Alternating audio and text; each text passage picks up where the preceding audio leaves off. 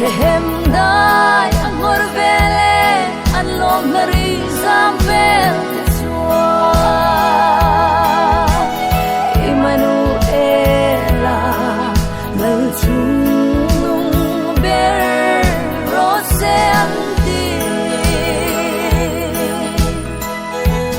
Rimnal thiang hlim ber tsua piang ta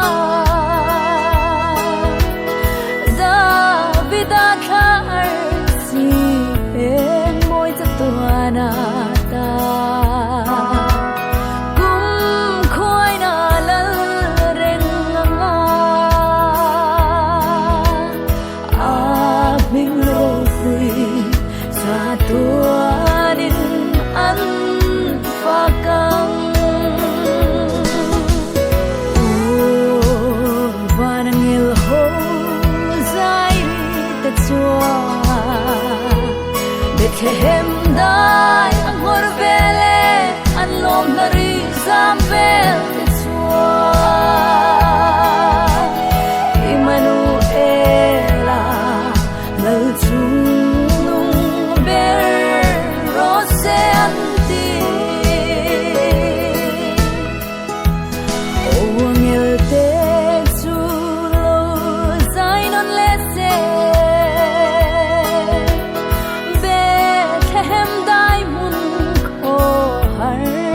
ka om lai ya an rimoy le an thom te chu kan hin lunga kum khua in cha ro se vanang il ho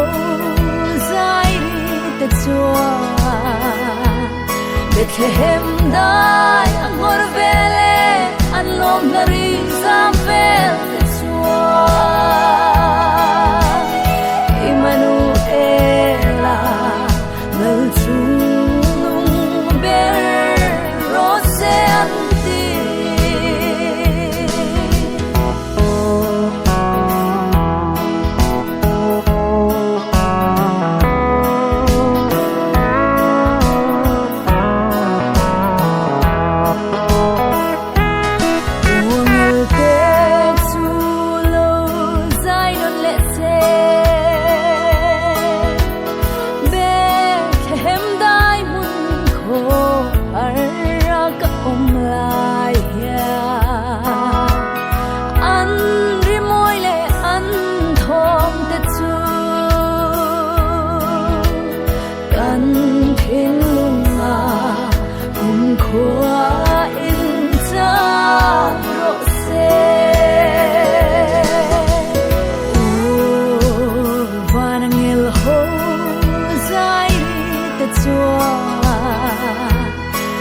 Hem dai ang horvele an lom nari zamvel